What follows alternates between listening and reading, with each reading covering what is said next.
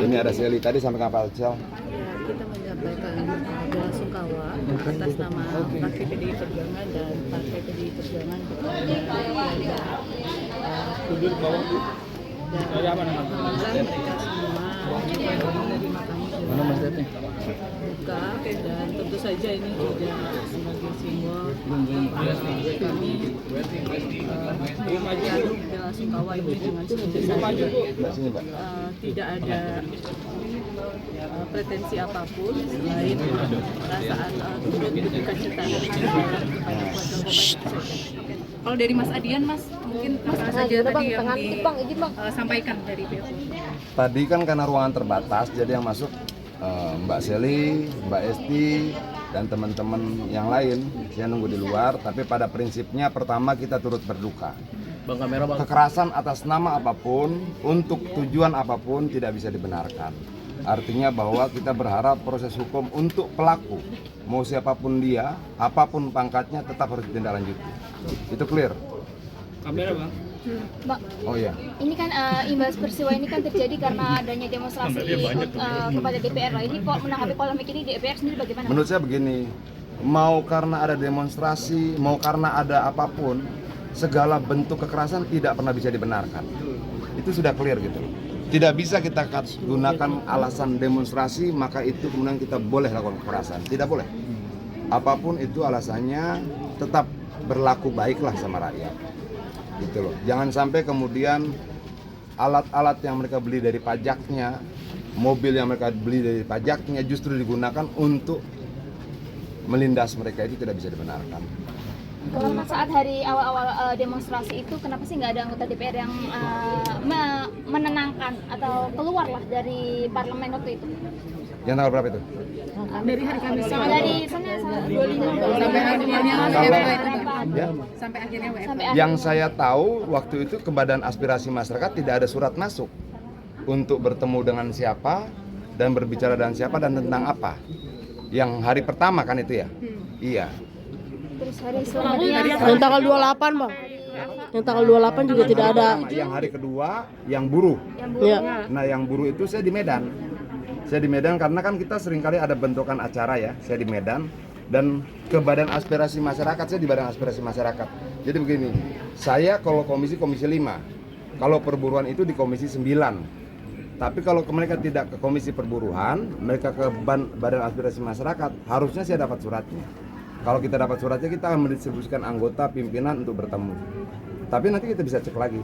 di luar dari nggak ada surat, Bang, kenapa sih nggak ada inisiatif dari anggota parlemen? Ini kan rakyat yang memilih kalian gitu ya, kenapa nggak menemui agar tidak sampai ada kerusuhan di waktu malam, agar bubar Dan memilih WFH, Bang. Kebijakan parlemen itu baiknya kita bicara sama pimpinan parlemen ya. Karena kita ini kan terdistribusi melalui komisi, badan-badan dan sebagainya.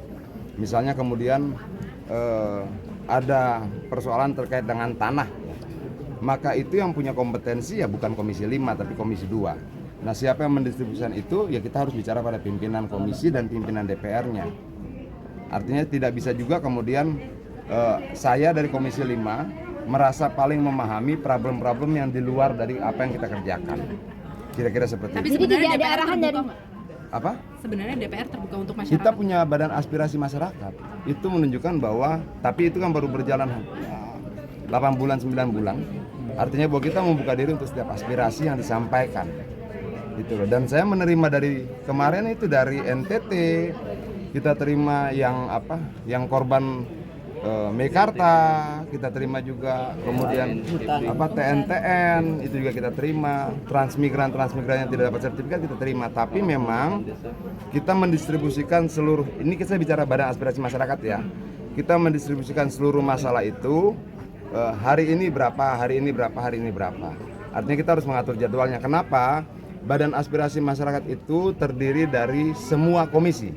Dan seringkali kemudian kita rapat, misalnya komisi lain sedang ada rapat juga. Itulah kita punya kepentingan untuk mendistribusikannya. Walau demikian menurut saya ini tidak bisa menjadi alasan bagi kita untuk membiarkan situasi seperti kemarin terulang. Tapi saya harus menjelaskan posisinya seperti itu. Sebenarnya Tapi benar nggak sih, Bang, desas-desus kalau sekarang itu banyak orang DPR yang sedang di luar negeri gitu, benar nggak sih? Tapi Bang, benar nggak? Gini ya Mbak, saya ini kagak ngerti semua kemana masing-masing anggota DPR. Itu loh, ada mungkin yang di luar negeri, mungkin saja ada. Apa kepentingannya saya tidak tahu. Kalau kemudian saya diminta untuk cari tahu, kayaknya lebih penting cari tahu tentang persoalan yang lain deh. Gitu loh. Oke, Mas, Bang, di luar infonya, dari ini Bang, berarti kan juga tidak ya? ada arahan dari pimpinan tadi kan? Kenceng amat sih. Tadi kan gini Bang, harus menunggu arahan. Berarti kan tidak ada arahan dari pimpinan entah Mbak Puan atau bagaimana? Kenapa nggak ada inisiatif waktu itu? Gini loh. Saya Komisi 5. Oke, yang datang misalnya buruh. Maka yang punya kewenangan untuk bertemu mereka secara Komisi 9. Yang datang kasus tanah, maka yang punya kewenangan menemui mereka adalah Komisi 2. Yang datang kemudian misalnya kasus petani, maka yang berwenang menemui mereka adalah Komisi 4. Di luar komisi-komisi itu ada namanya Badan Aspirasi Masyarakat. Tapi karena kita cuma 15 orang kalau tidak salah, maka kita harus membagi setiap pengaduan itu orangnya berapa. Untuk itu memang butuh penjadwalan. Itu loh. Nah, kalau kemudian bagaimana di Komisi 9 mendistribusikan orangnya saat itu, kalau ada suratnya masuk harusnya ada orang yang terdistribusi yang memang untuk menemui dan sebagainya. Tapi saya tidak punya kewenangan mengomentari komisi lain. Kenapa? Tadi kita sudah tahu gitu loh. Komisi 5 ya belum urus benar-benar. Jadi Mbak Puan kesini jam berapa? Mbak Esti. Iya. Mbak Puan sama Mas Pram Gua mundur kesini jam dulu, berapa? Mungkin saya belum tahu fixnya kita belum tahu, masih menunggu.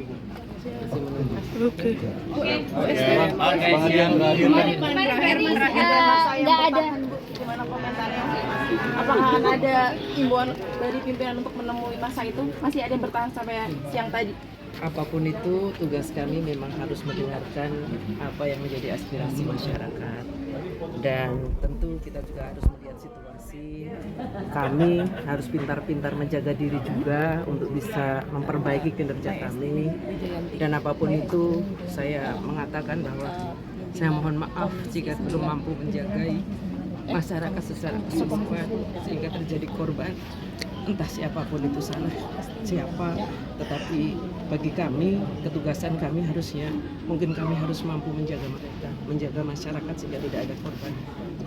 Oke, Mbak, teman-teman terakhir ada tanggapan. Ini terakhir nggak? beneran nggak nih? Iya. Ada Sepakat tanggapan. ya, terakhir beneran ya? Saya ingin minta tanggapan dari ketiga pihak Anda. Wakil Presiden Yusuf Kala mengatakan anggota DPR jangan asal bicara. Begini. Biarlah masing-masing itu rakyat yang menilai.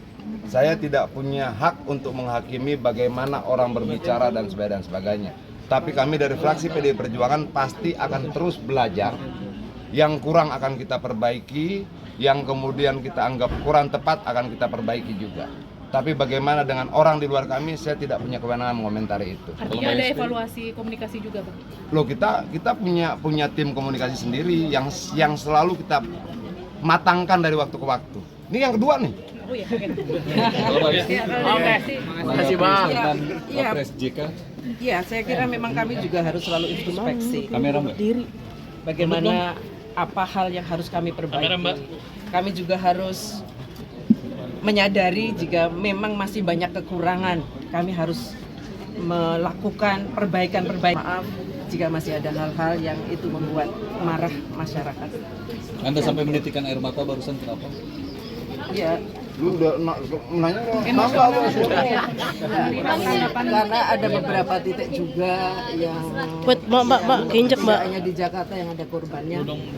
Pada saat kami kesini ada berita juga ada kawan kami masyarakat yang ada di sebuah provinsi juga di Makassar ada 4 kalau tidak salah yang meninggal. Artinya kami berharap makin banyak dan kita menjaga bagaimana Indonesia lebih baik. Tentu kami sebagai anggota legislatif juga harus menjaga supaya kami bisa bertutur kata, bersikap yang baik dan berbuat bagaimana berpihak kepada masyarakat.